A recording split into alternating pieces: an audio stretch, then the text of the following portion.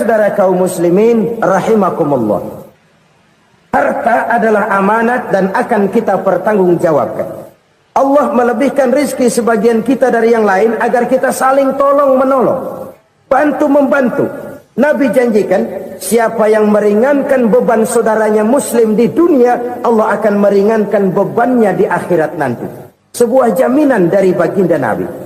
Si orang yang kita bantu barangkali tidak bisa membalas, Allah yang akan membalas lewat jalan lain yang tidak pernah kita sangka-sangka. Selalu berusaha menyimpan sesuatu yang bisa membawa manfaat, baik untuk dirinya, untuk anak cucunya, maupun untuk keluarganya, untuk masa kini dan masa depannya. Kadang simpanan itu berbentuk uang, kadang berupa tanah, lain saat berbentuk pabrik, dan lain sebagainya. Sementara masa depan yang paling pasti adalah akhirat. Jika untuk masa depan dunia kita rela memeras keringat, membanting tulang, pergi pagi dan pulang petang, menyimpan uang, menyimpan tanah, menyimpan pabrik, pernahkah kita merenung jika satu saat kiamat datang, kita dibangkitkan dari kubur masing-masing, berdiri di padang mahsyar untuk mempertanggungjawabkan seluruh kegiatan hidup kita di dunia ini. Lalu kita akan menuju ke alam akhirat. Sudahkah kita mempunyai simpanan untuk akhirat kita? Pada pertemuan kali ini saya ingin menyampaikan sebuah hadis di mana Rasulullah sallallahu alaihi wasallam bersabda, "Arba'un min kanzil jannah." Simpanan sorga ada 4 macam. Yang pertama, ikhfa'us sadaqah, menyembunyikan sedekah. Saudara-saudara kaum muslimin, sebagaimana yang kita maklum bahwa Allah Subhanahu wa taala melebihkan sebagian rezeki dari kita terhadap yang lain. Ada yang kaya, ada yang setengah kaya, ada yang miskin, ada yang setengah miskin, dan selanjutnya. Ada yang gajinya kecil tapi penghasilannya gede. Ada yang penghasilannya gede tapi nggak punya gaji. Ada juga yang memang gajinya gede dan penghasilannya gede. Kelebihan rezeki merupakan sunnatullah dan tidak harus membuat kita merasa lebih dari yang lain. Bahkan sebaliknya, kelebihan itu harus membuat kita ringan tangan untuk menolong mereka yang memang memerlukan pertolongan. Kalau saudara diberikan ilmu, maka pertanyaan akhirat cuma satu: ilmumu kau amalkan untuk apa? Kalau saudara diberikan umur yang panjang, pengadilan akhirat juga bertanya satu: umurmu kau habiskan di mana? Tapi kalau saudara diberikan harta, pengadilan akhirat akan bertanya dua: hartamu kau dapat dari mana, kau belanjakan kemana? Dari mananya ditanya, dan kemananya juga ditanya. Oleh karena kita akan dimintakan pertanggungan jawab, maka amanah yang bernama harta ini harus kita gunakan dengan sebaik-baiknya. Ada penggunaan yang merupakan kewajiban, itu zakat namanya. Ada penggunaan yang sewaktu-waktu, itu infak namanya. Ada yang lebih sewaktu-waktu lagi, dan itu sedekah namanya. Zakat dia terikat oleh haul dan nisab, oleh putaran batas waktu dan ukuran dari harta itu sendiri. Sedangkan infak terikat oleh situasi dan kondisi perekonomian seseorang. Sedangkan sedekah tidak terikat dengan apapun. Dalam kondisi seperti apapun kita bisa melakukan sedekah dengan yang terkecil sekalipun. Sampai-sampai Rasulullah sallallahu alaihi wasallam mengajarkan, la tahqiranna minal ma'rufi syai'an walau an talqa akhaka biwajhin talik. Atau ada hadis, tabassumuka fi wajhi akhika laka shadaqah. Senyumanmu kepada temanmu adalah sedekah. Jadi untuk melakukan sedekah tidak harus dalam berbentuk uang. Dengan ilmu kita bisa sedekah, dengan tenaga kita bisa bersedekah, dengan pikiran kita bisa bersedekah, bahkan senyum kepada teman itu pun sedekah. Jadi kalau sedekah dengan uang memang belum punya uang, nyengir aja banyakin. Itu asal pada tempatnya, jangan lalu ketemu tiang listrik cengengesan. Tentu tidak pada tempatnya dan tidak wajar. Nah, sedekah yang paling dicintai Allah adalah sedekah yang disembunyikan. Artinya jauh dari sifat riya. Kan kadang-kadang ada orang sedekah itu disebutkan namanya. Apa tidak bagus? Kalau memang niatnya ikhlas, ya bagus-bagus saja. Untuk memberikan sugesti kepada yang lain. Di Fulan bin Fulan nyumbang sekian, diumumkan. Boleh kalau niatnya untuk memberikan rangsangan kepada yang lain supaya dia menyumbang lebih besar dari orang tadi. Tapi kalau itu mendatangkan riya, maka sedekah yang paling dicintai Allah adalah sedekah yang disembunyikan. Tangan kiri saja tidak tahu apa yang diberikan oleh tangan kanan. Sedekah yang dilakukan dengan ikhlas akan merupakan perbendaharaan surga, tersembunyi dari pandangan orang lain, tidak seorang pun tahu. Karena memang sikap yang baik adalah melupakan kebaikan dan mengingat kesalahan. Itu salah satu ciri orang bahagia. Orang yang selalu mengingat kesalahannya dan berusaha melupakan segala kebaikannya. Kalau dia akan berada kebaikan, dia tidak bisa ikut, dia merasa rugi karena dia merasa belum pernah berbuat baik. Tapi kalau akan melakukan kesalahan baru, dia ingat kesalahan yang sudah-sudah, sehingga terhalang baginya untuk melakukan satu kesalahan baru. Demikianlah saudara-saudara, bahwa Allah melebihkan rezeki sebagian kita dari yang lain, agar terjadi tolong-menolong dalam kehidupan ini. Jadi kesenjangan yang nature, kesenjangan yang alami, itu sunnatullah. Ada yang kaya, ada yang miskin, ada yang kelas menengah. Nah, kenapa lalu sekarang kita berusaha mengentaskan kemiskinan? Oleh karena adanya kesenjangan struktural. Kalau yang kaya bisa semakin kaya, kenapa yang miskin tidak bisa naik jadi ikut sedikit kaya? Sebab pada dasarnya Islam adalah agama yang sejak turunnya sudah berupaya memerangi kemiskinan. Bahkan dikatakan kemiskinan itu mendekatkan kepada kekufuran. Orang kalau miskin udah dekat banget sama kafir. Gampang menjadi kafir. Berapa banyak saudara-saudara kita yang oleh karena soal perut, oleh karena soal materi, terpaksa meninggalkan dan menanggalkan akidahnya. Menjual petunjuk yang diberikan Allah dengan kesenangan dunia yang cuma sebentar ini. Na'udzubillah, summa na'udzubillah. Jadi makin kita sembunyikan satu sedekah, semakin banyak perbendaharaan kita di surga. Sedekah yang paling dicintai Allah adalah sedekah yang disembunyikan. Malahan ada seorang sufi, dia punya kebiasaan kalau pergi sholat Jumat dia bawa uang, itu uang dia taruh di bawah tikar masjid. Dia niat sedekah kepada siapa saja yang nemuin itu duit. Maksudnya apa? Supaya yang nemuin nggak tahu siapa yang punya duit. Demikian dia saking ingin menyembunyikan sedekahnya. Karena sifat riya itu bisa memakan amal kita sendiri. Riya itu termasuk menyebut-nyebut kebaikan kita.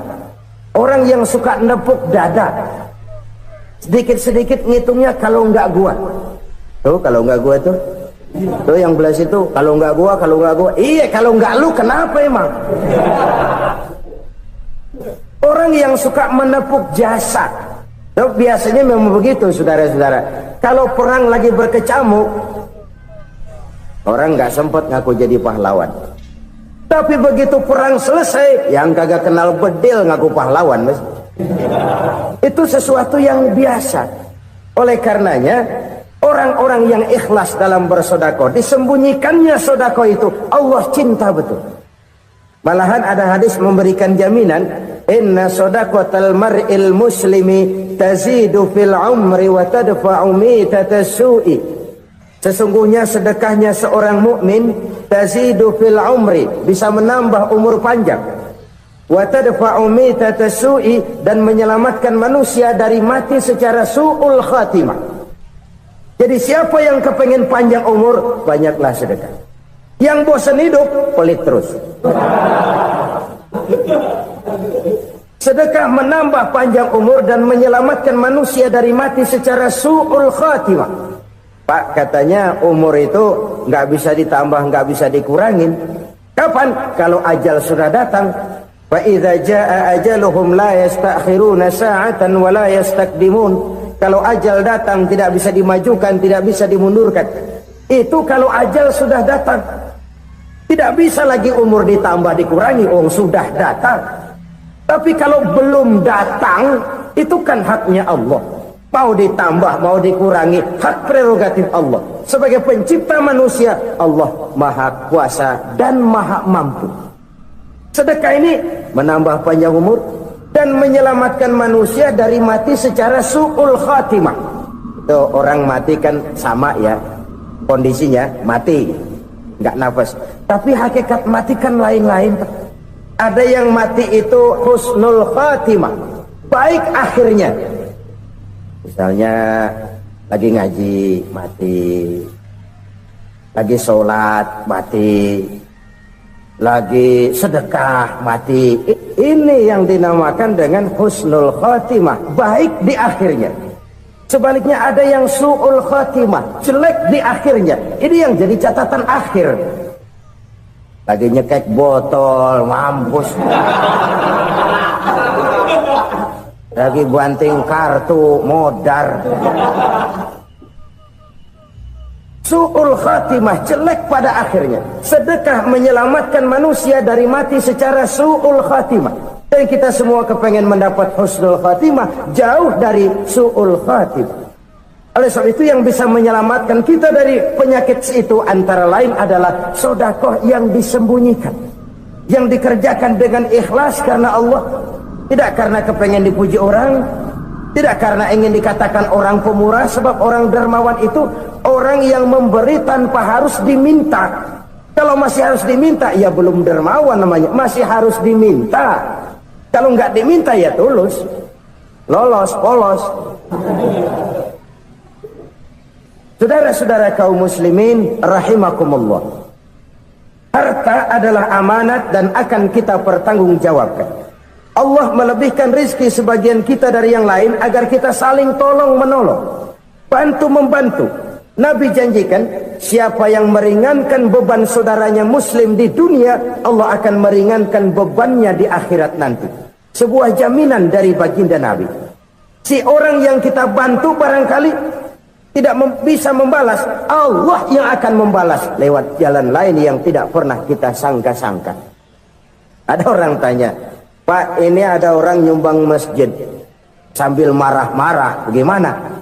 Saya bilang sumbangannya aja ambil, marahnya jangan. Marahnya jangan diambil, itu urusan dia. Saudara-saudara kaum muslimin rahimakumullah, umat Islam ini kan umat yang punya potensi besar.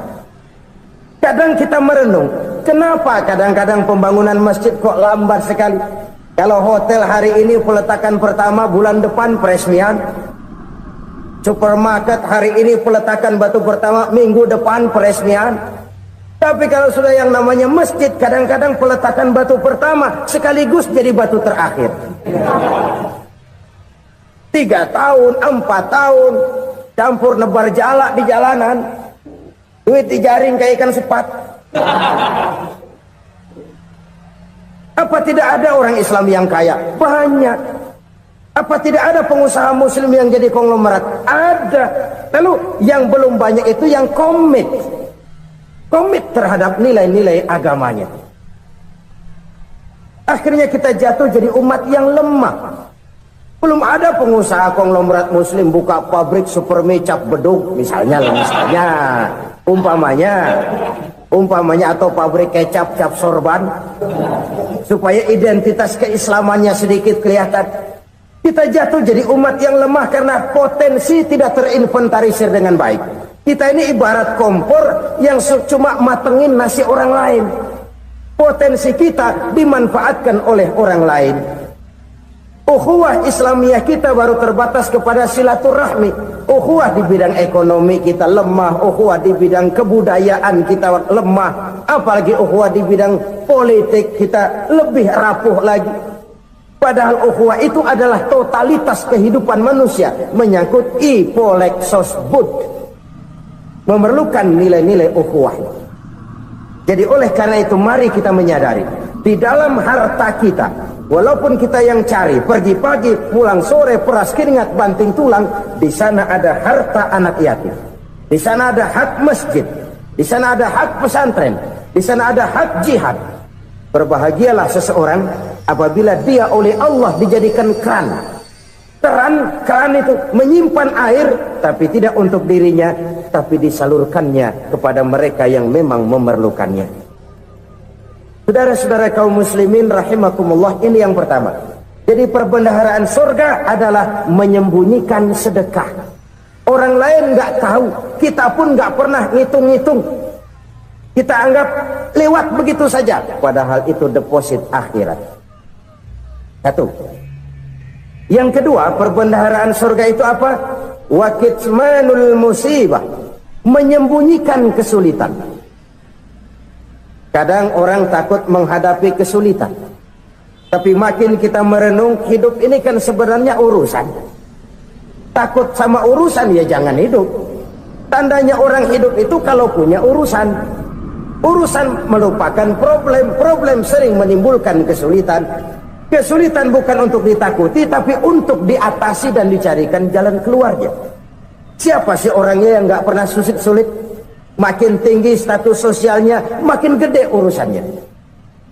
Makin tinggi kualitas imannya, makin berat tingkat kesulitannya. Cuma memang yang namanya enak itu seperti pelangi. Biang lala itu nggak pernah di atas kepala kita, di atas kepala orang melulu. Lo sih enak lo, kata kita. Dia juga bilang yang enak kan lo. Pelangi itu nggak pernah di atas kepala kita. Kata tukang beca, aduh enak ya naik Mercy.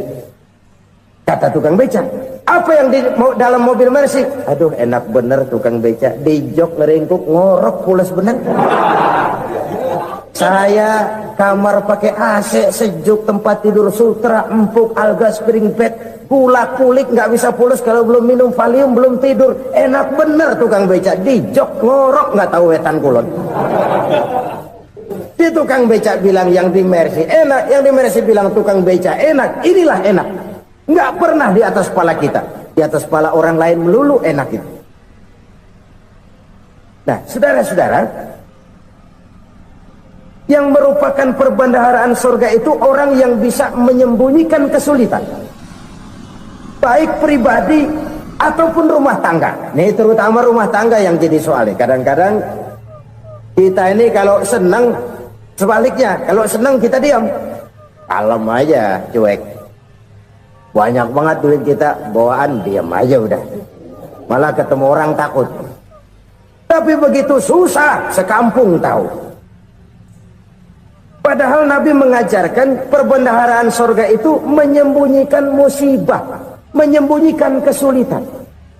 Kalau enak, cerita sama orang-orang. Kalau nggak enak, rasain sendiri, tekan sendiri, atasin sendiri. Kita kan sebaliknya, senang kita diam, asal lagi susah, paling tidak kita nyari teman buat cerita kesusahan. Siapa orangnya yang nggak pernah susah? Cuma soalnya bagaimana kita mengatasi kesusahan itu sendiri. Begitu juga misalnya kalau orang sudah berumah tangga, itu orang tuanya harus menjadi tempat dia cerita yang enak-enak saja. Yang nggak enak rasain berdua, selesaikan berdua, atasin berdua.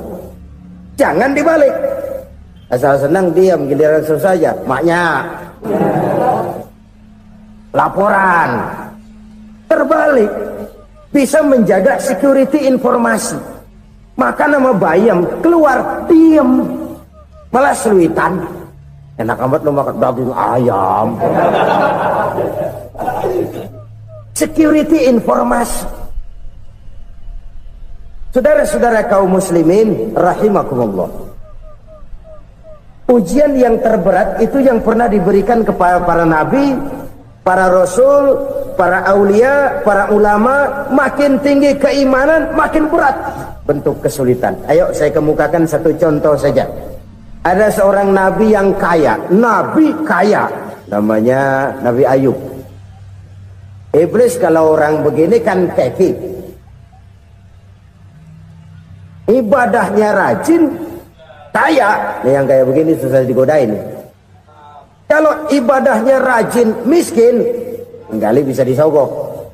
Sini imannya mantap, ibadahnya rajin, kaya, nabi lagi. Oh, tapi namanya iblis, nggak kurang akal. Laporan, Tuhan, kenapa Les? Ya ini bahasa saya, bahasa Qurannya sih nggak gitu. Itu hambamu yang namanya Ayub, dia rajin ibadah cuma karena dikasih kaya aja. Coba kasih miskin dia, berhenti dia sembahyang. Ah, kamu bisa aja. Saya tahu Ayub itu hambaku yang ikhlas. Saya buktiin Tuhan, silahkan. Dibuktiin lah, iblis turun ke alam ini. Yang mula-mula dia lakukan, dia rusak sawah ladang Nabi Ayub. Dia binasakan binatang ternak Nabi Ayub. Sehingga dalam waktu singkat, jatuhlah Nabi Ayub dari orang paling kaya jadi orang paling miskin. Beliau masih ibadah di mihrab dalam masjid. Datang iblis. Saudara Ayub, ya. Lagi ngapain? Ibadah. Nyembah Allah, nyembah Allah. Oh, percuma. Kenapa? Tuhan yang ente sembah nih, dia udah bikin miskin ente. Sawah ladang ente hancur lebur, binatang ternak binasa. Sekarang ente jadi orang paling miskin. Ngapain nyembah Tuhan kayak begitu? Tekor. Udah berhenti dah ibadah, berhenti ibadah. Ini iblis sama Tuhan lapornya lain, yang dikerjakan kepada Nabi Ayub juga lain. Benar begitu iblis, kata Nabi Ayub. Iya, sawah ladang saya habis, buras. Binatang ternak saya binasa, binasa. Saya miskin, bangpak. Apa jawab Nabi Ayub? Bukan innalillahi, ini hebat. Alhamdulillahillazi a'tani wa akhza minni. Segala puji bagi Allah yang telah memberikan harta kepada saya dan sekarang mengambilnya lagi. Alhamdulillah. Allah yang ngasih, Allah yang ambil. Itu mah urusan Allah. Iblis cuman ibadah jalan terus, sujud lagi Nabi Ayub. Iblis seleher gondok banget. Dasar Nabi nggak mempan dia apa-apain. Miskin malah alhamdulillah. Allah yang ngasih, Allah yang ngambil. Jadi kalau kita tidak komit, kita tidak terikat kepada kaya, miskin, senang, susah, apa yang bisa bikin kita susah? Jadikan kekayaan, kemiskinan, jadikan senang, susah sebagai anak buah yang bisa kita atur. Jangan kekayaan ngatur kita, jangan kemiskinan ngatur kita. Kita yang harus mengatur mereka. Senang, susah, kaya, miskin, bahagia, sengsara, jadikan itu anak buah yang bisa kita atur. Kalau sekarang kita kaya, lain saat boleh jadi kita miskin, semiskin-miskinnya. Allah yang ngasih, Allah yang ngambil. Tenaga mana yang bisa menghalangi? Ibadah jalan terus. Iblis makin gondok. Dasar Nabi loh. Akhirnya apa? Nabi Ayub dikerjain, diberikan penyakit. Demikian fatal penyakitnya. Bayangin, udah miskin sakit. Masya Allah. Miskin sakit. Sakitnya nggak lama, kira-kira 16 tahun. Istrinya 3, 2 mental minta ceraiin. Ngerawatin laki bengek begini. Senang belum tentu, susah udah pasti nih. Cerai aja, cerai dah. Cerai. Tinggal satu Siti Rahmah yang setia menemani beliau. Sesetia-setianya hati perempuan. Satu saat Siti Rahmah bilang, "Bang, iya, abang kan Nabi bang. Lalu, namanya Nabi kan doanya jarang meleset bang. Maksud kamu minta kenapa sih sama Tuhan biar abang sembuh baik dah bang?" Siti Rahmah, iya. Saya sakit berapa tahun sih dah? 16 tahun bang. Sebelum ini saya sehat berapa tahun? Ya kira-kira 60 tahun bang. Nah coba ente banding-bandingin Rahmah. Saya dikasih sehat 60 tahun.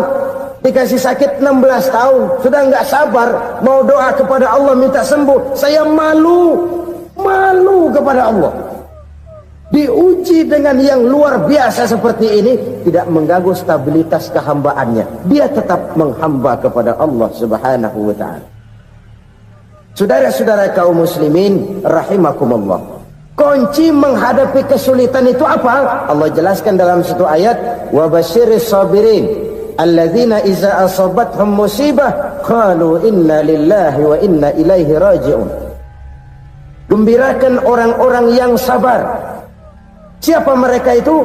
Yang apabila mendapat musibah mereka kembali kepada keyakinan dasar, segalanya dari Allah dan segalanya akan kembali kepada Allah. Ini konsepsi dasar dari sikap muslim dalam menghadapi berbagai kesulitan. Segalanya dari Allah, segalanya akan kembali kepada Allah. Kalau ini sudah kondisi dasarnya, maka kita akan lapang menghadapi kenyataan bagaimanapun pahitnya. Apakah itu namanya miskin, apakah itu namanya sakit, bahkan maut sekalipun.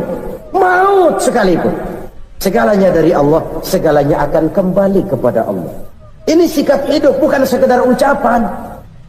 Kita kadang-kadang menjadikannya sebagai ucapan. Mulutnya sih nggak berhenti, innalillahi wa inna ilaihi raji'un, tapi nangisnya terus gerung-gerungan. Bukan itu, ini kesadaran moral. Kalau segalanya dari Allah, segalanya kembali kepada Allah, kan sebenarnya cuma nunggu giliran. Hari ini saya nyembayangin dia, entah hari apa saya disembayangin orang. Hari ini saya antar dia ke kubur, entah hari apa orang nganterin saya ke kubur. Hari ini saya tahlilkan dia, entah nanti kapan orang tahlilkan saya. Segalanya dari Allah, segalanya akan kembali juga kepada Allah. Oleh sebab itu saudara-saudara, kesulitan bukan untuk ditakuti. Kesulitan justru untuk diatasi, dicarikan jalan keluarnya. Dan tidak ada orang yang tidak pernah mendapat kesulitan. Tidak ada. Semakin tinggi status sosial, semakin tinggi kualitas keimanan, semakin besar juga tingkat kesulitan. Hanya saja bagaimana cara kita mengatasinya. Dan Al-Quran menyatakan, inna ma'al usri yusra. Di balik kesulitan itu pasti ada kemudahan. Roda itu berputar. Karena itu Rasulullah sallallahu alaihi wasallam mengingatkan kepada kita, ta'arraf ilallahi fir raha ya'rifka fis syiddah. Ingatlah kepada Allah di waktu kamu senang, supaya Allah ingat kepada kamu di waktu kamu susah. Kalau waktu senang kita ingat kepada Allah, kita susah, Allah tidak akan meninggalkan kita. Tapi kalau waktu senang kita jauh dari Allah, sujud tidak sempat, dengan masjid jauh, ketika senang kita lupakan Allah. Nanti begitu kita susah, Allah lupakan kita. Dan itu menyakitkan. Oleh karena itu orang-orang tua kita dulu bilang, kalau lagi sehat ingat-ingat lu bakal sakit nanti. Kalau lagi kaya ingat-ingat satu saat kita bakal jatuh miskin. Bahkan kalau lagi muda ingat-ingat kita bakal tua. Dan yang terpenting, kalau lagi hidup ingat-ingat kita bakal mati. Saudara-saudara kaum muslimin rahimakumullah. Jadi yang kedua yang merupakan perbendaharaan surga, menyembunyikan musibah. Saudara-saudara kaum muslimin rahimakumullah. Hal ketiga yang merupakan perbendaharaan surga adalah wasilatur rahmi. Orang yang suka bersilaturahmi. Sebagaimana yang kita maklum bahwa manusia adalah makhluk yang disebut zon politika. Makhluk sosial yang tidak mungkin hidup sendiri-sendiri. Betapa dan siapapun kita memerlukan orang lain. Bodoh betul manusia kalau tinggal di tengah masyarakat tapi tidak mau bermasyarakat. Merasa hebat sendiri, pinter sendiri, gagah sendiri, kaya sendiri. Mungkin kalau mati juga ngubur sendiri. Jangankan kita di sini, di sorga saja Nabi Adam waktu sendirian bengong melulu, mondar mandir. Allah tegur dam sepi dam. Jadi ini kalau bahasa saya, iya Tuhan sepi ini nggak ada coret-corekan pisan ini. Diciptakan Siti Hawa baru anteng Nabi Adam. Itu di sorga. Cobalah. Umpamanya saudara tinggal di Jakarta nih. Kayak bener. Apaan aja di Jakarta punya saudara dah. Jembatan Semanggi ambil. Monas, Buntel bawa pulang. Hotel-hotel ambil semua. Cuman tinggal di Jakarta sendirian. Apa enaknya? Betapa dan siapapun kita perlu orang lain. Tidak ada seorang pun yang bisa memenuhi kebutuhan hidupnya secara sendiri-sendiri. Nah, Islam telah menyelamatkan manusia dari ras diskriminasi. Mengikat manusia dengan persaudaraan yang berlandaskan kepada akidah. Karena itu dianjurkan bersilaturahmi. Bahkan Nabi menyatakan, Man arada ayyubsata lahu fi rizkihi wa yunsa'a fi atharihi falyasil rahimah. Siapa yang kepengen diluaskan rezekinya dan dipanjangkan usianya, banyaklah ia bersilaturahmi. Siapa yang kepengen dimudahkan rezekinya, hendaknya ia banyak bersilaturahmi. Kalau banyak teman, kesulitan kan paling tidak ada tempat cerita. Udah susah, sendirian kita pikirin diri, nggak ada tempat tukar pikiran. Cepet banget sama bengek. Dilawan sendiri. Nah, secara makro kita bisa berkata, tidak mungkin ada kemenangan kalau tidak ada kekuatan. Tidak ada kekuatan kalau tidak ada kesatuan dan persatuan. Tidak mungkin ada kesatuan dan persatuan tanpa semangat silaturahmi. Kalau umat Islam mau menang, dia harus kuat. Kalau umat Islam mau kuat, dia harus bersatu. Kalau umat Islam mau bersatu, dia harus membudayakan silaturahmi ini. Bahkan sampai-sampai kata Nabi, kalau bisa cari nilai tambah. Apa? Silman qata'ak. Bersilaturahmilah kau kepada orang yang marah denganmu. Masya Allah, indahnya ajaran agama kita. Orang yang marah pun kepada kita, kata Nabi, kalau bisa bersilaturahmilah kepadanya, kepada orang yang marah itu. Di situ nilai tambah. Cuman jujur nih hadis, ngucapinnya gampang, ngamalinnya yang berat banget. Orang marah sama kita disuruh silaturahmi, ada apa malu? Lu marah, ada gua marahan lagi. Tunggu pikirin. Saudara-saudara kaum muslimin rahimakumullah. Tapi ini yang diajarkan, bahkan ini yang dicontohkan oleh baginda Rasul. Bagaimana begitu mudah, misalnya satu saat Abu Jahal ini ngatur strategi bagaimana bikin Muhammad celaka. Dia gali lubang di depan tempat tidurnya. Dia tutupin daun korma. Terus dia panggil seseorang, ke sini. Kasih tahu Muhammad, pamannya sakit keras, minta ditengokin. Berangkat orang ini ke sana. Muhammad, labbaik. Pamanmu sakit keras, dia minta ditengokin. Baik, saya akan datang menjenguk beliau. Berangkatlah Nabi ke rumah Abu Jahal tanpa prasangka apapun. Abu Jahal udah pasang setil, selimut 3 rangkap setengah dipakai, persis kayak orang meriang. Tapi sembari ngintip dari balik selimut, begitu Muhammad buka pintu, nah masuk perangkap nih. Muhammad jalan menuju tempat pembaringan. Makin lama makin dekat, makin lama makin dekat, makin dekat ke lubang yang dipasang oleh Abu Jahal itu. Dalam hati Abu Jahal, terus dah jatuh, mampus dah lo ini. Mampus lo hari ini. Apa yang terjadi? Malaikat Jibril datang. Muhammad, pamanmu cuma pura-pura sakit. Di depan tempat tidurnya ada lubang perangkap supaya kamu jatuh ke situ. Sudah, kamu pulang. Balik kanan Nabi. Sudah hampir jatuh ke lubang, balik kanan, pulang. Bayangin kecewanya Abu Jahal. Muhammad dikit lagi, Muhammad dikit lagi. Enggak paman, saya pulang aja. Emosi bangun dari tempat tidur, enggak sadar kalau lagi pura-pura sakit. Lompat ngejar Nabi, dia lupa dengan lubang yang dia gali. Serak, nyemplung sendiri ke dalam lubang.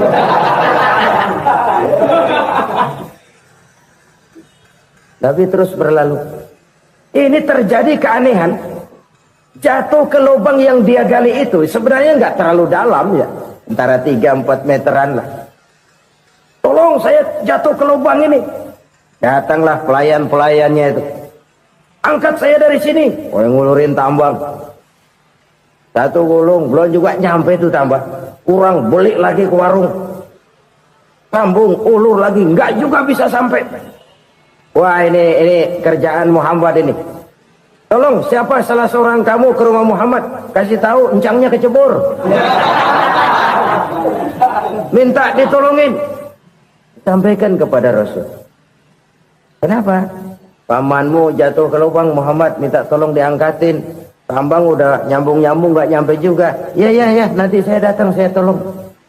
Coba aja. Nyata-nyata orang berniat jahat mau mencelakakan dia. Datang dia menolong. Ini yang disebut air tuba dibalas air susu ya ini. Bukan sebaliknya. Air tuba dibalas air susu. Paman, kecebur ya? Iya Muhammad, tolong ini. Pegang tangan saya. Nabi ulurkan tangannya, nyampe, dipegang oleh Abu Jahal, diangkat ke atas, sampai atas. Apa kata Abu Jahal? Sihirmu memang hebat Muhammad. Udah ditolongin dikata sihir. Yang enak kita kemplang kan itu orang punya. Urusan apa? Tapi inilah akhlak. Kalau bisa kamu bersilaturahmilah dengan orang yang marah kepadamu sekalipun. Orang marah kita tetap baik.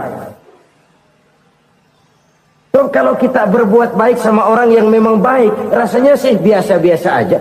Orang baik kita baik lagi, ya draw aja, belum ada nilai tambah di situ. Baru ada nilai tambah kalau kita bisa berbuat baik kepada orang yang nyakitin kita. Itu namanya kita setingkat di atas dia. Dia sakitin kita, kita berbuat baik sama dia. Dia pelit sama kita, kita baik sama dia. Dia marahin kita, kita deketin dia. Di situ kita punya nilai tambah. Jadi siapa yang ingin diluaskan rezekinya kata Nabi dan dipanjangkan umurnya, hendaklah ia banyak-banyak bersilaturahmi. Sederhana sebenarnya silaturahmi, tapi silaturahmi membangkitkan semangat kesatuan dan persatuan. Kesatuan dan persatuan melahirkan kekuatan. Dalam matematika 1 ditambah 1 pasti 2. Tapi di tengah masyarakat, 1 orang takut ditambah 1 orang takut, hasilnya jadi 2 orang setengah berani. Kenapa setengah berani? Karena udah berdua. Tadi pan takut sendirian. Kalau dia kumpul turu-turu takut lah jadi berani. Kita yang lemah, kita yang tidak berdaya, kita yang miskin, kalau mau kompak bersatu, apa yang nggak bisa kita kerjain? Apalagi tinggal di kota besar, pilihan cuma 2. Bertahan atau minggir. Bertahan atau minggir. Untuk bisa bertahan harus mampu bersaing. Untuk mampu bersaing harus punya keahlian. Keahlian harus ditunjang dengan pendidikan, ditambah oleh kekompakan sebagai umat. Udah miskin mencar mulu, orang injek gitu. Orang nggak pandang urusan apa yang malu. Oleh karena itu silaturahmi pada hakikatnya merupakan roh dari ukhuwah yang diajarkan oleh agama kita. Bagaimana Islam menyelamatkan masyarakat manusia dari ras diskriminasi, mengikat manusia, dan tidak ada persaudaraan yang lebih indah selain persaudaraan yang diikat dengan nilai-nilai akidah. Sepanjang orang di jalan Allah, itulah saudara kita. Keluar dia dari jalan Allah, selesailah persaudaraan sampai di situ. Karena itu, kalau ingin menyimpan sesuatu di surga, banyaklah bersilaturahmi. Datang ke rumah ini, datang ke rumah itu, dan lain sebagainya. Itu simpanan kita di akhirat nanti. Ini yang ketiga. Saudara-saudara, yang keempat, perbendaharaan surga itu apa? Wa qawlu la hawla wa la quwwata illa billah.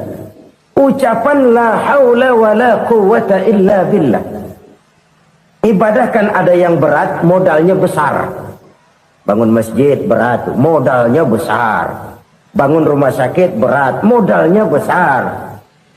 Ada ibadah yang berat tapi modalnya ringan. Misalnya puasa. Puasa itu berat, mengendalikan nafsu. Kalau sekedar nggak makan nggak minum sih enteng, mengendalikan nafsu. Itu jihad terbesar, tapi kan modalnya ringan, cuma niat saja. Ini ibadah berat, modalnya ringan. Ada ibadah yang ringan, modalnya juga enteng. Seperti termasuk ucapan la haula wa la quwwata illa billah. tanpa sadar. La haula wala quwata illa billah. Nyelengin tuh di surga. Nyelengin, kita nggak terasa. Nyelengin simpenan akhirat. La haula wala quwata illa billah. Nyimpan lagi. Kaget. La haula wala quwata illa billah. Nyimpan lagi. Banyak simpenan. Walaupun sebenarnya yang dimaksud di sini adalah kesadaran batin bahwa tidak ada daya dan kekuatan kecuali Allah. Itu intinya. Kita memulai pekerjaan disunahkan baca bismillah, kan begitu? Apa itu? Kesadaran moral bahwa ini saya bisa kerjakan. Saya kerjakan ini dengan menyebut nama Allah. Kenapa? Kalau Allah tidak memberikan daya dan kekuatan, mana mampu saya kerjakan ini. Maka saya kerjakan ini dengan menyebut nama Allah. Bismillah. Kesadaran moral. Manusia hanya wajib berusaha, tapi nggak pernah wajib berhasil. Banyak hal-hal yang kalau kita renungkan secara rasio nggak mungkin, tapi jadi kenyataan. La haula wala quwata illa billah. Tidak ada daya dan kekuatan kecuali bagi Allah semata-mata.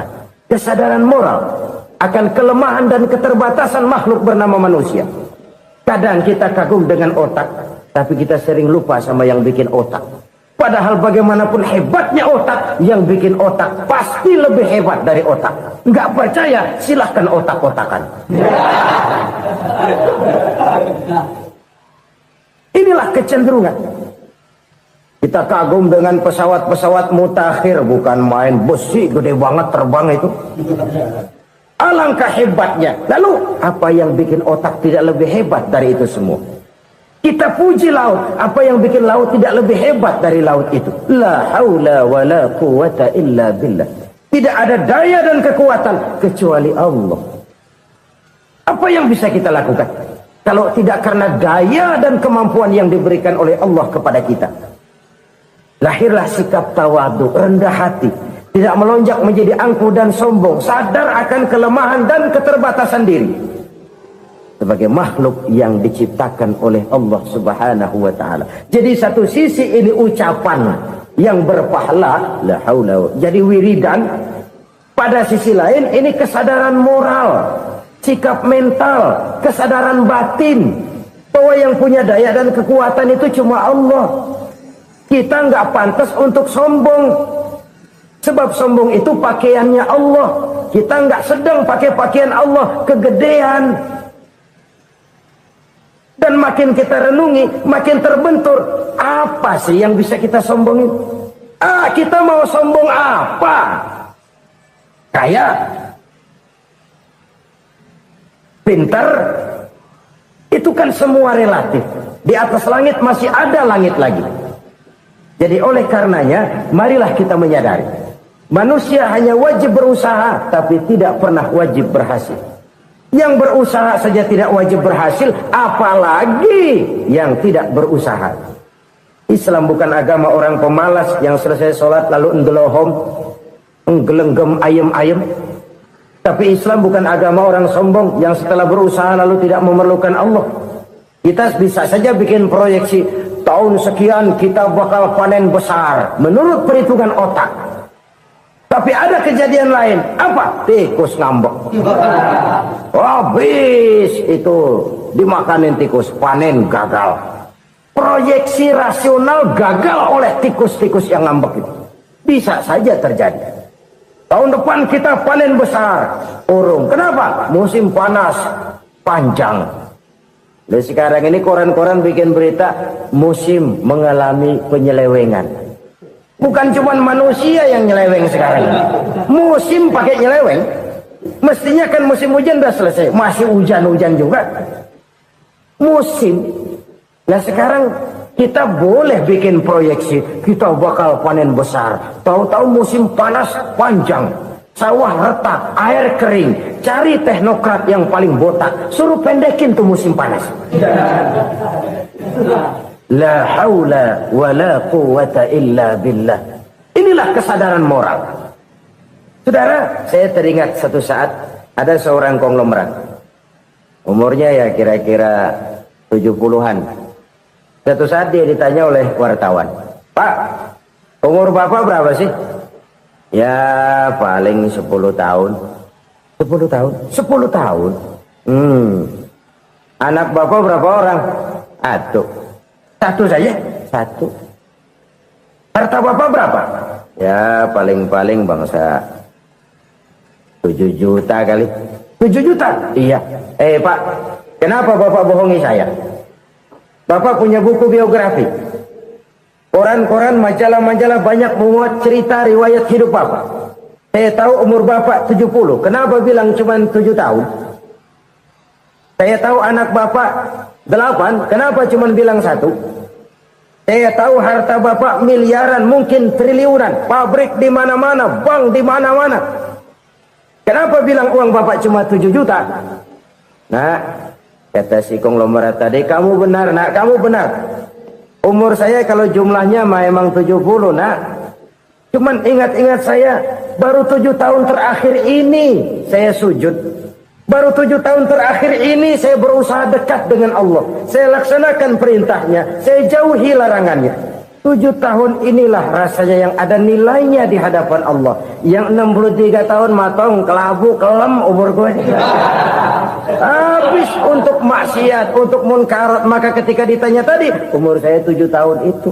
Oh begitu Pak. Oh iya. Lalu anak Pak. Anak bapak kan 8. Kenapa bilang cuma 1? Nah, kalau jumlah hitungannya memang anak saya 8.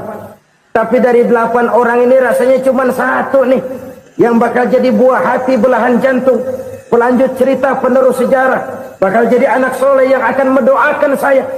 Cuma 1 rasanya anak saya ini yang bakal jadi buah hati saya, besar-besaran saya, yang akan mendoakan di kubur saya, yang akan mendoakan di akhirat saya. Yang 7 orang mana? Masya Allah, yang atu tenggeng, yang atu nyekek botol ngolo, yang itu nggak karu-karuan. Makanya saya bilang 1 anak saya yang akan bisa mendoakan saya. Oh begitu Pak. Iya. Nah harta Pak, harta bapak kan triliunan. Pabrik bapak di mana-mana. Uang bapak hampir di tiap bank-bank besar. Kenapa bilang cuma 7 juta? Betul kau nak.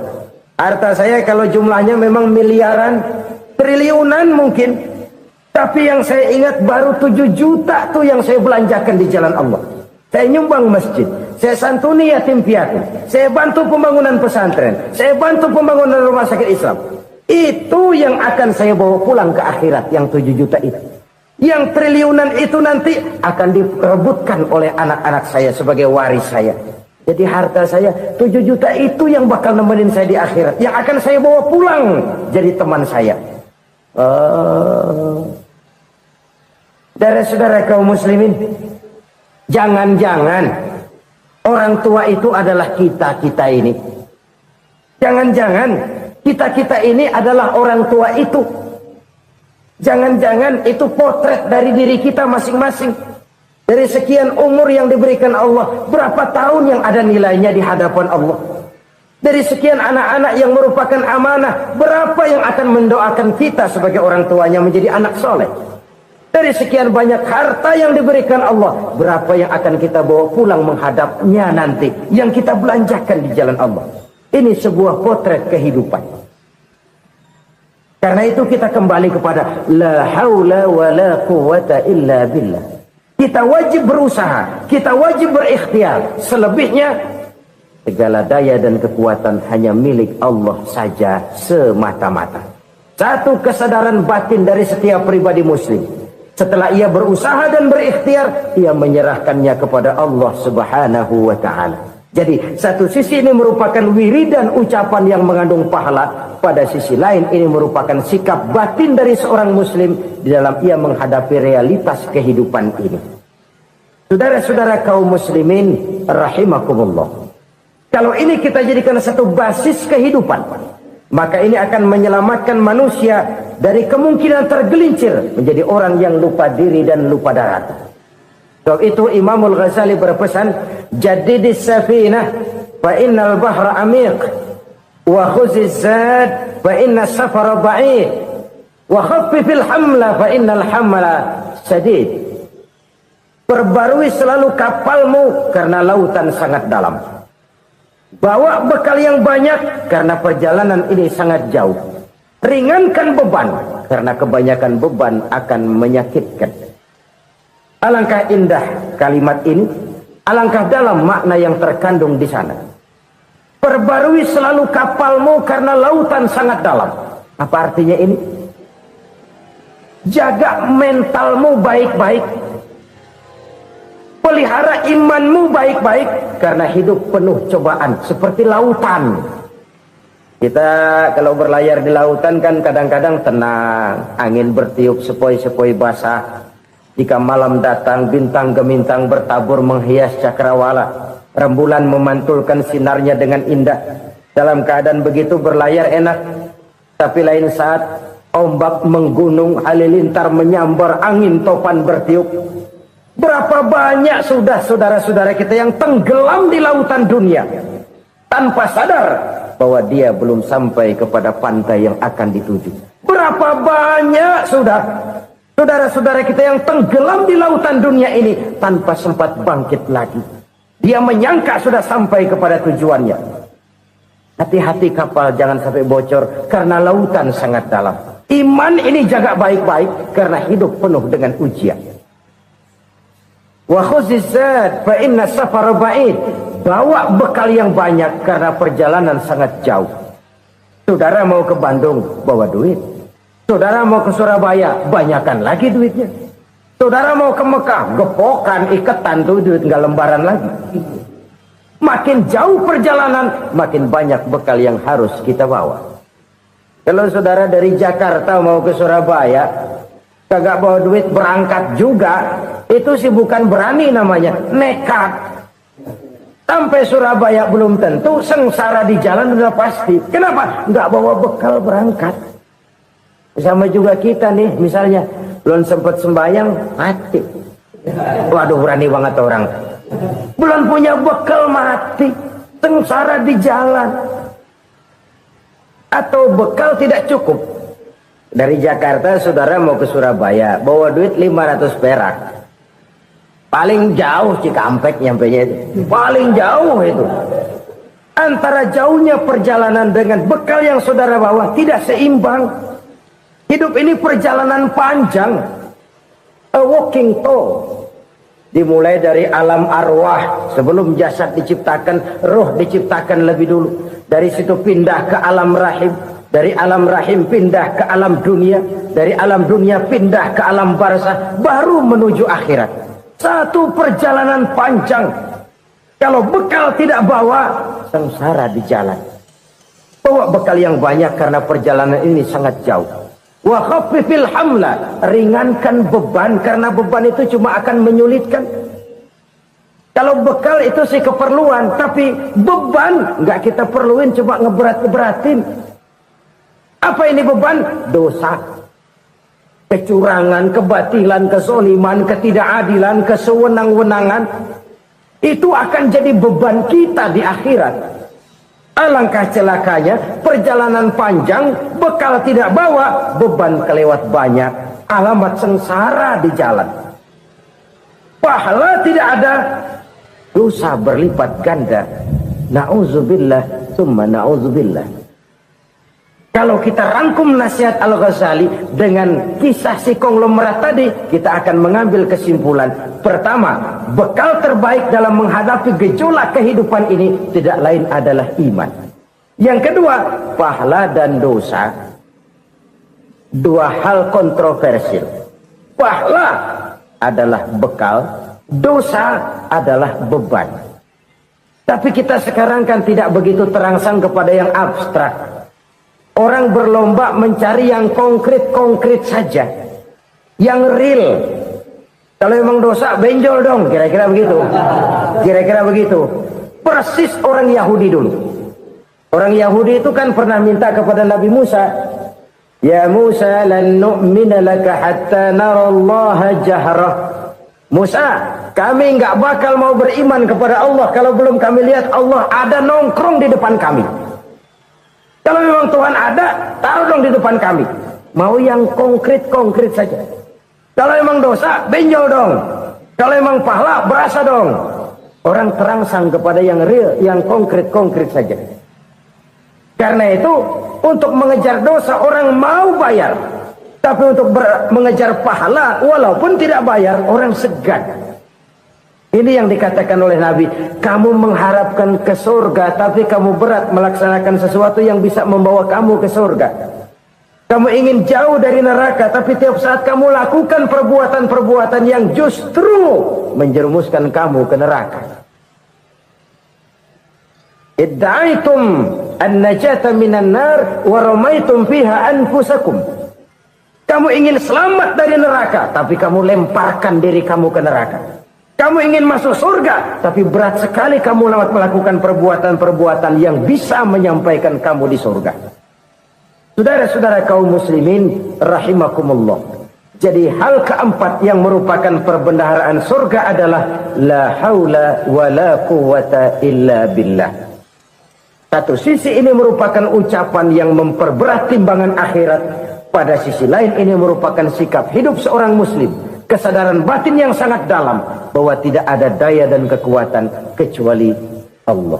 Dan itu kita simbolkan pada saat memulai pekerjaan dengan Bismillah. Dengan menyebut nama Allah. Satu kesadaran moral. Saya hanya bisa melakukan ini karena diberikan daya dan kekuatan oleh Allah. Lahirlah sikap tawadu, rendah hati, tidak melonjak menjadi angkuh dan sombong. Saudara-saudara, sampai sini dulu jumpa kita kali ini. Semoga 4 perbendaharaan surga ini dapat kita lakukan, yang kelak akan merupakan bekal kita di kemudian hari nanti. Amin ya rabbal alamin. La ilaha illallah, bahwa tidak ada Tuhan yang perlu disembah selain daripada Allah subhanahu wa ta'ala. Ini hakikatnya merupakan inti daripada ajaran rasul-rasul terdahulu. Kenapa? Seluruh rasul bersumber dari satu sumber yang sama, yaitu dari Allah subhanahu wa ta'ala. Maka prinsip ajaran ketuhanan yang mereka bawa tentu saja sama. Nabi Adam mengajarkan la ilaha illallah. Nabi Nuh mengajarkan la ilaha illallah. Cuma tentu sambungannya Nuh Rasulullah. Nabi Ibrahim mengajarkan la ilaha illallah, Ibrahim Rasulullah. Nabi Musa mengajarkan la ilaha illallah, Musa Rasulullah. Bahkan Nabi Isa mengajarkan la ilaha illallah, Isa Rasulullah. Dan Nabi Muhammad mengajarkan la ilaha illallah, Muhammadur Rasulullah. Akhlak manusia kepada Allah dengan menanamkan tauhid. Jadi kalau ingin berakhlak yang benar kepada Allah, jaga tauhid, pegang teguh akidah. Saudara-saudara kaum muslimin rahimakumullah. Lawan daripada tauhid adalah kufur. Kufur bisa 2. Bisa kufur iman, bisa kufur nikmat. Kufur itu sifatnya, kafir itu orangnya. Ada orang kufur iman, dan ini merusak akhlak kepada Allah subhanahu wa ta'ala. Kufur iman itu kadang-kadang bentuknya syirik, orangnya disebut musyrik. Kufur iman itu kadang-kadang bentuknya nifaq, orangnya disebut munafik. Kufur iman itu kadang-kadang bentuknya riddah, orangnya disebut murtad. Ini merupakan jenis daripada kufur-kufur iman dan tergelincirnya manusia daripada akhlak kepada Allah subhanahu wa ta'ala. Benar, di zaman sekarang kita tidak menyembah berhala. Memang di zaman sekarang kita tidak menyembah patung. Iya, kita tidak berkeyakinan Tuhan lebih dari satu. Tapi kadang-kadang akhlak kita kepada Allah sering lentur dan luntur, sering bergoyang dan tergoncang, sering kena erosi dan polusi. Bahwa kita tidak menyembah Latta, Uzza, Manat dan Hubal seperti masyarakat jahiliyah dahulu, memang. Tapi Latta zaman sekarang, Uzza zaman sekarang, Manat dan Hubal di zaman sekarang, berhala-berhala di abad kita sekarang ini kadang-kadang bernama harta, kadang-kadang bernama wanita, kadang-kadang bernama tahta, mungkin juga bernama Toyota, Sesuatu yang lebih kita agungkan daripada Allah, menjelmalah dia menjadi berhala-berhala di zaman kita sekarang ini. Manakala kita di kantor sudah lebih takut kepada kepala bagian kita daripada kepada Allah, maka Tuhan kita barangkali adalah kepala bagian kita. Manakala kita sudah lebih takut kepada manusia daripada kepada Allah, bergeserlah akhlak kita kepada Allah, mengagungkan manusia dan menomorduakan Allah. Maka di zaman sekarang akhlak kita kepada Allah sering kena erosi, sering kena polusi. Mungkin karena sulitnya lapangan kerja, tingginya tensi ekonomi, persaingan hidup yang makin tajam, sulitnya mencari lapangan kerja, orang kadang-kadang nekat, sedikit pertimbangan, picik pandangan, mudah melakukan potong kompas, sehingga terjadilah perbuatan-perbuatan yang memelencengkan akhlak kita kepada Allah Subhanahu wa ta'ala. Kadang-kadang terjebak mempercayai selain daripada Allah. Kadang-kadang terjebak di dalam mengagungkan yang selain daripada Allah lebih dari yang seharusnya. Terkenalah akhlak kita kepada Allah jaringan-jaringan erosi dan polusi. Kufur sebagai lawanan daripada tauhid merupakan sifat daripada orang yang tidak berakhlak kepada Allah. Bentuknya pertama bisa syirik. Syirik itu artinya meyakini ada Tuhan lain selain daripada Allah. Itu yang namanya syirik. Jadi percaya Tuhan ada, cuman Tuhannya kelebihan. Itu yang disebut syirik, dan itu merupakan cerminan dari akhlak yang rusak kepada Allah Subhanahu wa ta'ala. Berkeyakinan Tuhan lebih dari satu, berkeyakinan bahwa Tuhan itu beranak atau diperanakkan, atau mengagungkan sesuatu sama dengan Allah, atau menjadikan yang selain Allah sebagai tujuan akhir daripada perjalanan kehidupan ini, maka itu sudah terjebak kita dalam musyrik. Dan syirik satu dosa yang tidak berampun. Bahasa kasarnya, yang namanya syirik itu jenis bapak moyangnya dosa.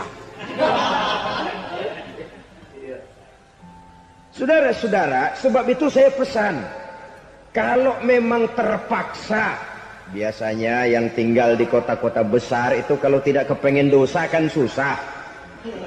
Kalau terpaksa harus bikin dosa, cari yang kecil-kecil saja, yang kira-kira taubatnya gampang. Umpamanya pulang sholat Jumat nukar sendal, umpama yaitu jelas dosa. Tapi dosa yang taubatnya agak mudah. Jangan sampai terjebak ke dalam syirik, menyekutukan Allah. Kalau sudah menyekutukan Allah, Allah dimadu, murka benar Allah kepada kita. Innallaha la yaghfiru ayyushraka bih wa yaghfiru ma duna dzalika liman yasha. Allah tidak akan memberi ampun kepada orang yang menyekutukannya dengan sesuatu, tapi Allah mau mengampunkan dosa yang selain itu bagi orang yang dikehendakinya.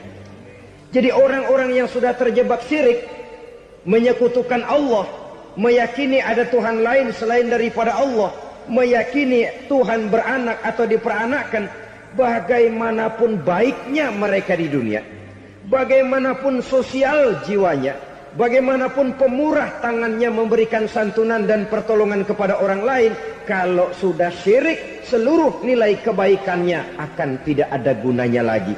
Karena tidak ada tempat nilai kebaikan itu bergantung. Sedangkan kita berbuat baik agar diterima oleh Allah. Kalau Allahnya marah kepada kita, siapa yang akan menerima nilai kebaikan itu sendiri? Ini bentuk yang pertama. Yang nyata-nyata menyembah berhala, syirik. Yang nyata-nyata beriktikad Tuhan lebih dari satu, syirik. Atau yang tersamar. Yang tersamar itu yang sering jadi penyakit kita. Saya sejak ada perkutut ini di rumah, perkutut. Saudara-saudara, yang merusak akhlak kepada Allah, yang merusak tauhid setelah syirik, bisa juga berbentuk nifak. Nifak itu sifatnya, orang yang punya sifat nifak disebut munafik.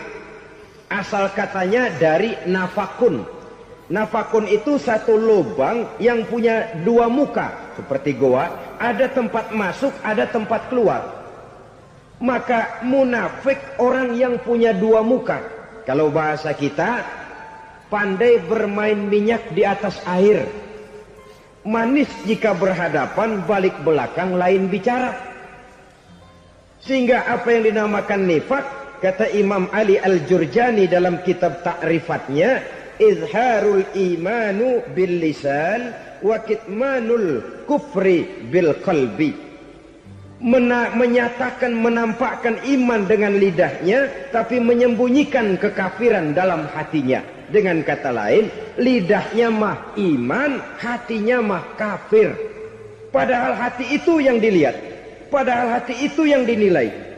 Kenapa lidahnya mengaku iman? Ya mungkin karena kepepet, mungkin karena kepentingan, mungkin karena ingin mencari kelemahan orang, lalu dia pura-pura beriman. Tapi sesungguhnya hatinya kufur. Ini merupakan penyakit munafik. Dan terus terang, menghadapi orang munafik jauh lebih berat daripada menghadapi orang kafir. Kenapa? Munafik ini kan musuh dalam selimut. Mau dibilang musuh nyata-nyata, apalagi di zaman Rasul ya, ketika periode Madinah, berat sekali menghadapi orang munafik. Mau dibilang kafir, kalau ketemu assalamualaikumnya medok juga. Mau dibilang mukmin, di belakang ngegerundel, nyari-nyari penyakit, nyari-nyari lantaran, mencari-cari gara-gara.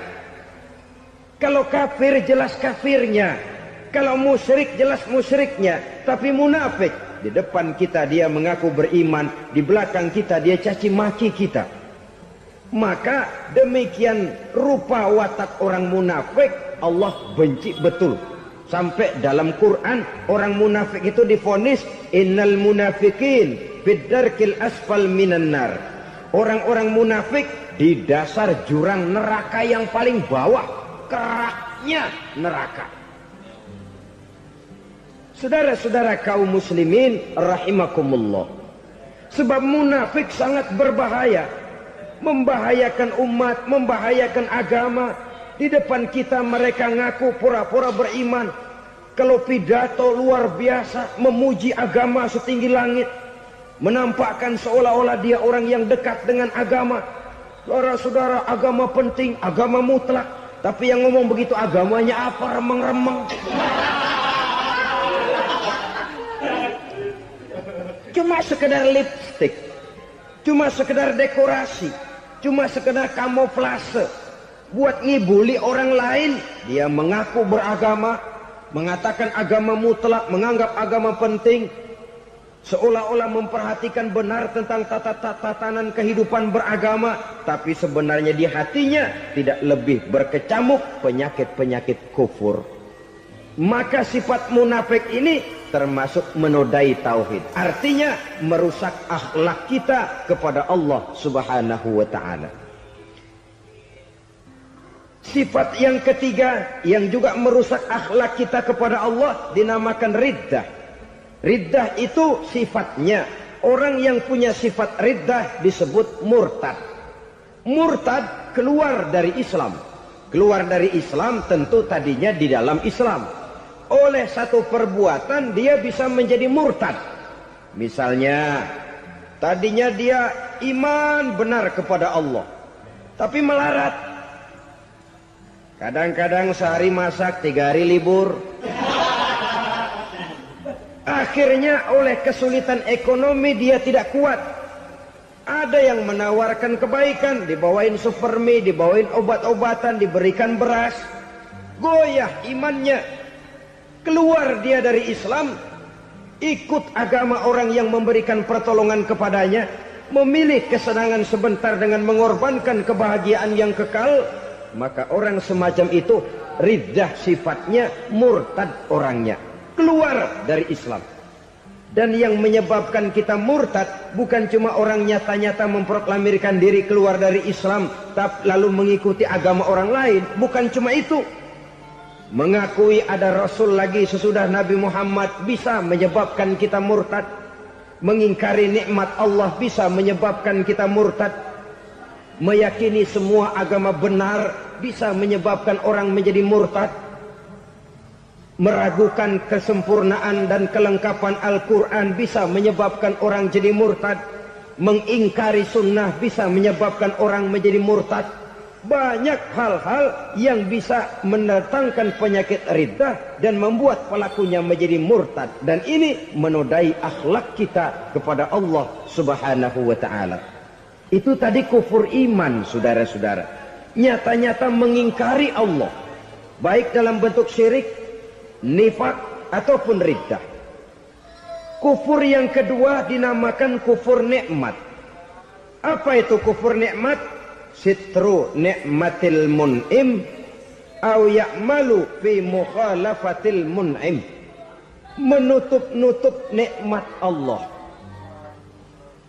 atau melakukan perbuatan yang menentang, bertentangan dengan kehendak yang memberikan nikmat. Jadi kufur nikmat pertama, nutup-nutupin Tuhan. Tuhan jalingin. Duit lu banyak amat, dari mana? Gua kerja. Lalu kerjanya nomor satu. Orang yang berakhlak kepada Allah, dia akan menjawab, kamu uangnya kok banyak, dari mana? Rezeki dari Allah. Caranya, saya kerja. Kerja itu cara, rezeki itu dari Allah datangnya. Bukankah di zaman sekarang kita sering terpeleset? Ini merupakan cerminan dari rapuhnya akhlak kita kepada Allah Subhanahu wa ta'ala. Karena usaha saya memang, karena saya peras keringat banting tulang, tentu. Tapi sadarkah kita bahwa sepanjang yang bisa kita lakukan cuma berusaha, peras keringat banting tulang?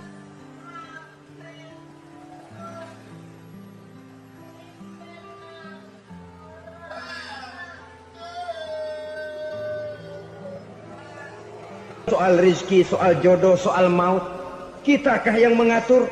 Kitakah yang menentukan? Subhanallah. Manusia sungguh tidak berdaya menghadapi tiga hal paling pokok ini. Rezeki, kita cuma bekerja. Kitakah yang menentukan? Tidak.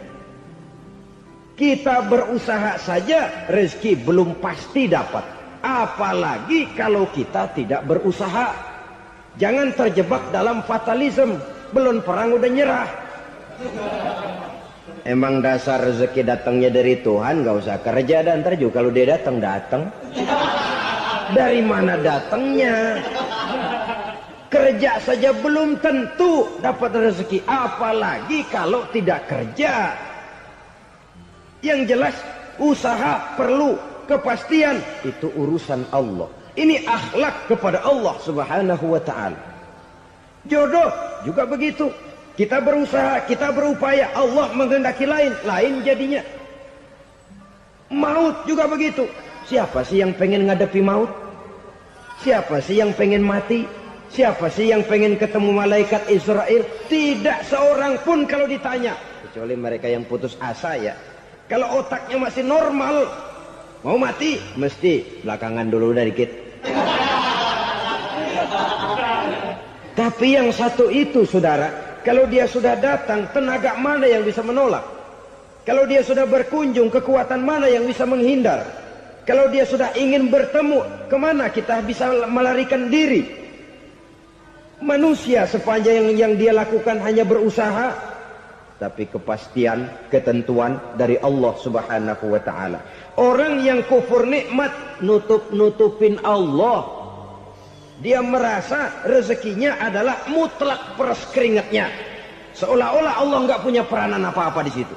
Oh, ini kan saya bisa rumah begini karena saya kerja keras. Oh, ini mobil saya begini saya kerja keras. Peras keringat, banting tulang, keras.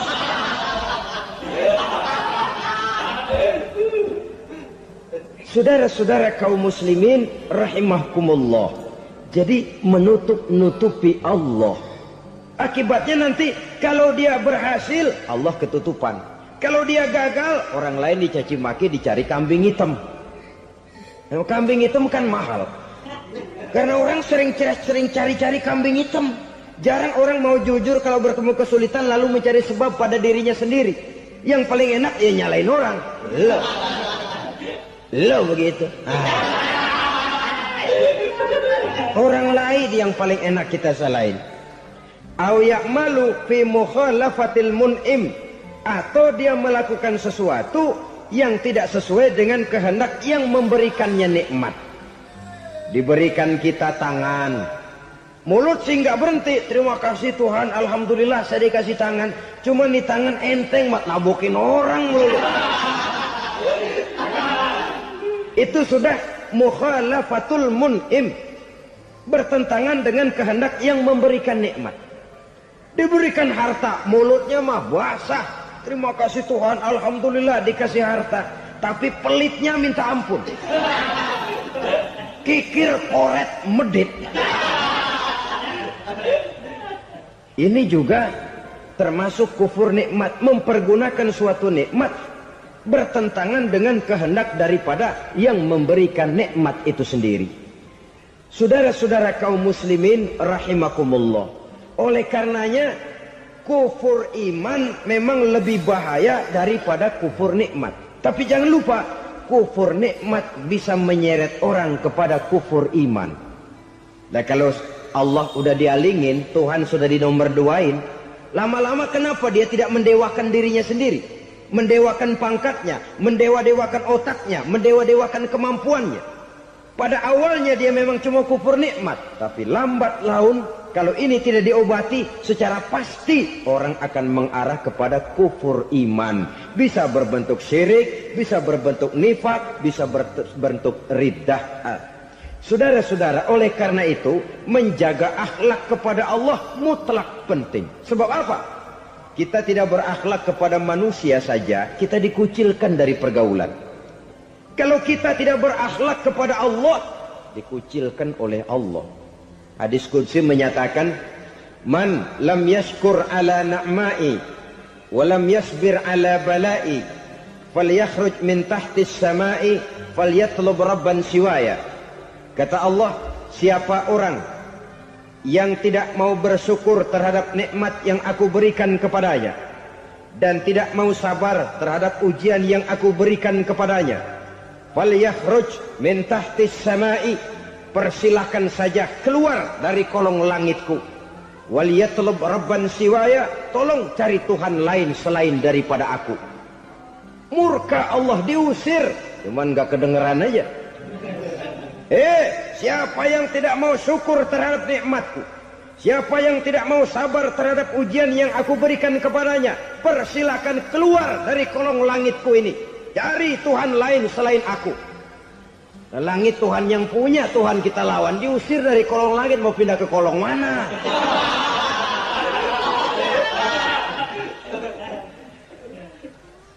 Jadi jangan merasa kufur nikmat kan enteng. Iya, kelihatannya begitu, tidak sebahaya kufur iman. Tapi kufur nikmat ini merupakan anak tangga yang kalau kita sudah mulai naik, kita akan naik terus sampai kepada tingkat di mana kita mengalami kufur iman. Kalau sudah ke sana, maka akhlak kita kepada Allah terkenalah erosi, terkena polusi, hancur akhlak kepada Allah. Dan itulah sumber kesengsaraan abadi. Kalau cuma kita tidak berakhlak kepada manusia, barangkali resikonya cuma kehidupan di dunia ini. Mungkin juga ada kehidupan akhirat. Tapi kalau sudah tidak berakhlak kepada Allah, dunia akhirat kita rugi dan celaka. Maka pada kesempatan ini saya mengajak, marilah jaga baik-baik akhlak kita kepada Allah. Satu kali kita bertauhid, sampai mati kita bertauhid. Satu kali la ilaha illallah, jangan tergelincir lagi kita keluar daripada kalimat itu. Satu kali kita bertuhankan Allah, jangan bertuhan yang lain selain daripada Allah. Jangan sekutukan Allah, jangan samakan Allah dengan sesuatu, jangan mengangkat yang lain sama agungnya dengan Allah. Sebab dengan demikian kita seolah-olah sudah mengotori akhlak kita kepada Allah Subhanahu wa ta'ala. Saudara hadirin yang saya hormati, jadi oleh karenanya akhlak kita kepada Allah merupakan basis daripada kehidupan beragama. Kalau itu sudah mulai rapuh, mulai terkena erosi dan polusi, mulai rusak, dikhawatirkan nanti nilai ibadah kita kepada Allah juga akan turut ambruk karenanya. Saudara-saudara kaum muslimin rahimakumullah, tugas yang kedua memperbaiki akhlak manusia kepada sesama manusia. Kita tahu Islam sesuai dengan namanya adalah agama damai. Maka akhlak manusia kepada sesama manusia menempati porsi yang penting dalam kehidupan beragama. Bagaimana seorang muslim bergaul, bertata krama terhadap sesama manusia. Mari kita lihat lebih jauh persoalannya. Untuk memudahkan pembicaraan dari kacamata agama, kita kelompokkan saja manusia itu dalam dua. Pertama yang seiman dan yang kedua yang tidak seiman. Yang tidak seiman itu kita sebut saja kufur atau kafir.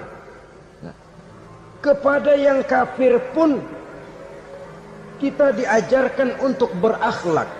Apalagi kepada yang memang nyata-nyata seiman, sekeyakinan, seakidah. Kemanapun Islam datang, ke negara manapun ia masuk, ia tidak menaburkan kerusakan.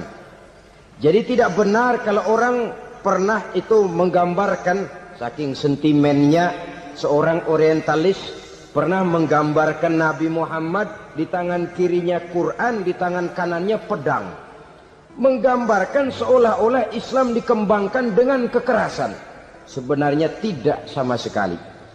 Kalaupun dalam sejarah perkembangan Islam pernah terjadi perang, maka perang dalam Islam sesungguhnya apabila kita amati sejarahnya bukan untuk memaksakan agama, karena memang agama tidak bisa dipaksakan, tetapi justru untuk mempertahankan agama dari segala macam hambatan, rintangan, hinaan dan fitnahan. Tapi kemanapun yang jelas Islam masuk, dia tidak pernah membuat kekacauan, kerusuhan ataupun penghancuran. Candi Prambanan bahkan dipugar, gereja-gereja tidak ada yang dihancurkan oleh umat Islam. Kenapa? Islam agama damai. Soal agama, soal lakum dinukum waliyadin, la ikraha fid din, qad tabayyana ar-rusdu minal ghayy.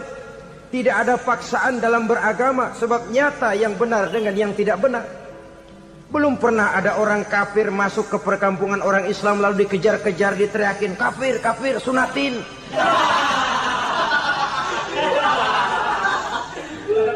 Belum pernah. Kenapa? Islam menghormati orang lain agama. Nah, yang kafir ini macam-macam, saudara. Ada kafir harbi. Nah, ini kafir kerok. Ini kafir yang nyata-nyata memproklamirkan permusuhan kepada umat Islam. Nyata-nyata mengganggu ketenangan umat Islam. Kafir yang seperti ini yang boleh diperangi. Misalnya kita mau sembahyang Jumat dijagain, nggak boleh sembahyang Jumat, getok palanya.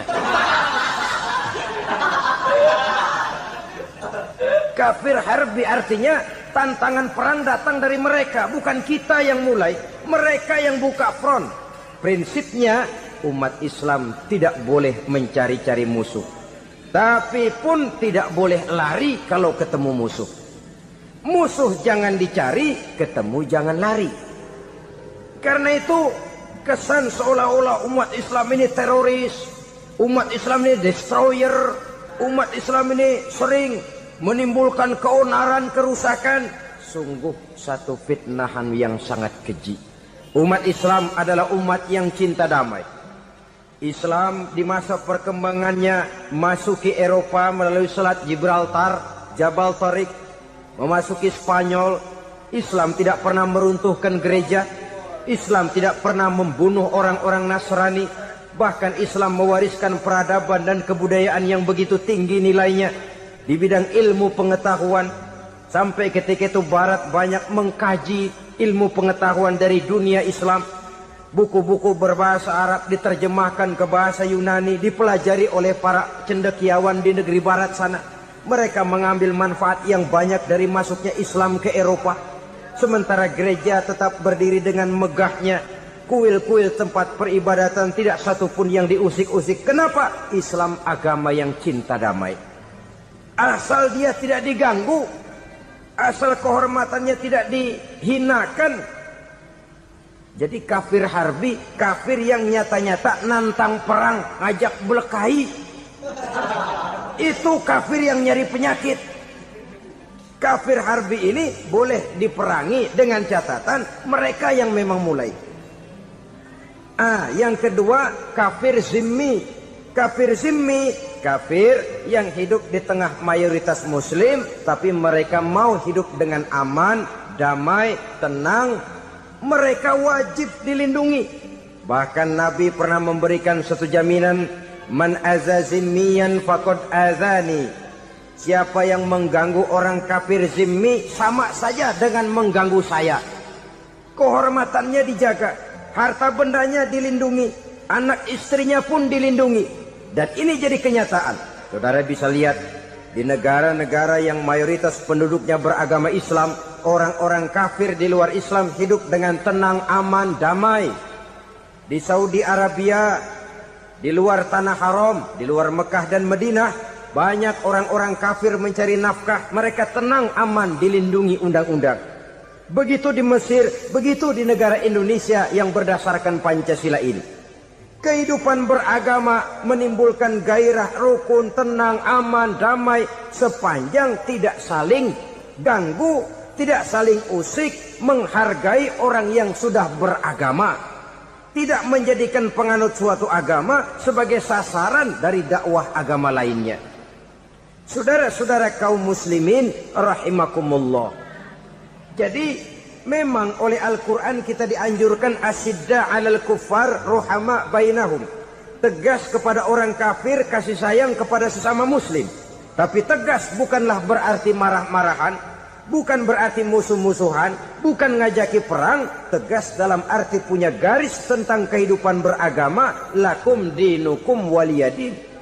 Soal kehidupan sosial, mari kerjasama. Bangun jalan, ayo rame-rame. Siskamling, mari bebarengan. Bikin puskesmas, mari sama-sama. Tapi kalau sudah soal agama, itu tidak perlu ada toleransi agama. Yang perlu toleransi antar umat beragama. Kalau umatnya mau kerjasama silakan, tapi tidak menyangkut soal ibadah. Jangan kerjasama di bidang ibadah. Itu kerjasama yang salah pasang, saudara-saudara. Sehingga dengan demikian toleransi adalah menyangkut kehidupan antar umat beragama. Sedangkan agama sendiri punya kapling yang nyata. Sehingga dengan demikian tegas kepada orang kafir dalam arti kita punya satu kepribadian. Tidak ngambang. Enggak, lalu kalau ditanya orang, sebenarnya agama lu apa sih? Gua mah gimana musimnya aja.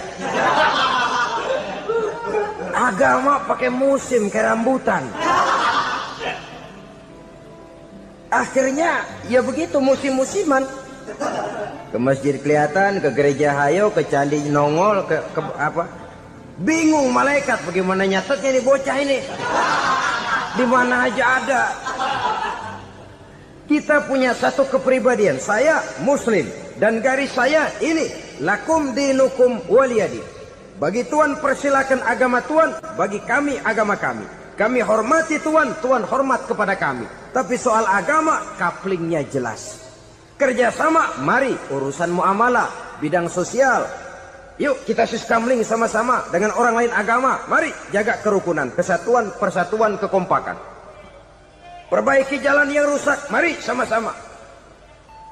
Mendandani jembatan yang runtuh, mari sama-sama. Tapi sembahyang, kaplingnya lain-lain. Sebab Nabi juga dulu pernah ditawarkan begitu loh sama kafir jahiliyah dulu, Quraisy itu. Sudah Muhammad, sekarang begini saja, kita join aja daripada marah-marahan. Hari ini saya oke, menyembah Tuhanmu Allah. Besok gantian kamu menyembah Tuhan kita, Latta, Uzza, Manat dan Hubal. turun, qul ya ayyuhal kafirun la a'budu ma ta'budun. Soal ibadah kaplingnya jelas, tidak boleh dicampur adukkan. Sebab kalau tidak, kita akan mulai kehilangan identitas diri, dan disitulah krisis kehidupan keyakinan beragama dimulai dari krisis identitas. Hujan gede kan mulainya gerimis dulu. Di mana-mana ya gerimis dulu. Gerimis makin lama makin gede. Kita akan mulai dengan kehilangan identitas diri. Dari sana nanti kita malu mengakui keislaman kita. Kalau orang Islam malu mengakui keislamannya, ini kan ironi, menyedihkan. Ngakui Islamnya saja malu, menonjolkan keislamannya malu. Tidak ada rasa bangga beragama. Padahal ini modal dasar. Hanyalah dengan rasa bangga beragama kita lalu konsekuen. Bangga yang tidak konsekuen, wah pokoknya kan gua kan Islam, agama yang paling benar.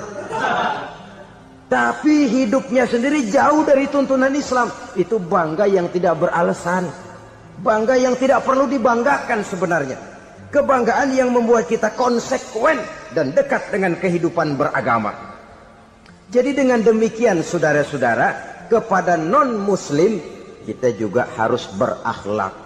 Bukankah ini sudah dicontohkan oleh Rasul? Bagaimana beliau disambiti orang di Taif, yang menyambiti malah didoakan. Bagaimana Suraqah mau membunuh beliau, malah Suraqah didoakan. Bagaimana Abu Jahal dan Abu Lahab saking mangkalnya. Ini Abu Jahal pernah gali lubang di kamarnya sendiri, di depan tempat tidurnya.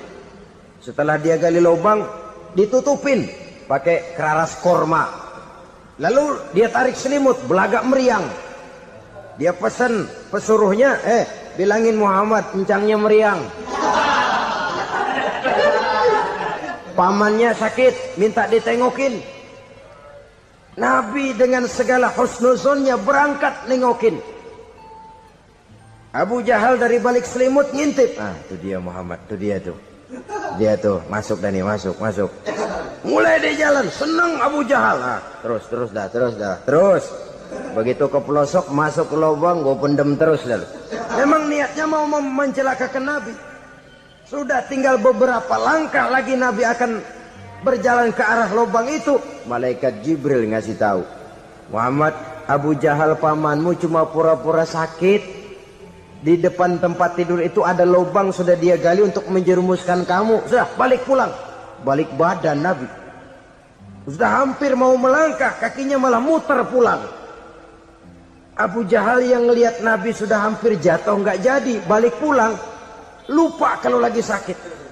Udah Muhammad buruan sini. Ke pintu dia kejar. Dia lupa sama lubang yang dia gali. Begitu dia kejar, dia yang ke pelosok masuk ke dalamnya. Sejak saat itu ada pepatah, man hafara hufratan waqa'a fiha. Siapa yang suka nggali lubang, dia sendiri bakal terpelosok ke dalamnya. Jatuh dia ke lubang yang dia gali. Padahal ya paling banter 2 atau 3 meter paling dalam. Dari dalam lubang itu dia teriak-teriak, Muhammad, tolongin, pamanmu kecebur. Kasih tahu Muhammad, kasih tahu, datang lagi lah pesuruhnya. Muhammad, pamanmu Abu Jahal kecebur, minta tolong diangkatin. Sudah diulur tambang, habis sambung lagi, nggak bisa sampai. Masa iya, cuma kamu yang bisa nolong. Apa yang dilakukan Nabi? Balik mau nolongin. Akhlak. Kita kalau ada orang gali lubang buat nyeburin kita, dia sendiri yang kecebur. Gorok gua kagak lemin loh. Mati sekalian dah. Nabi mah enggak, balik nolongin tuh Abu Jahal.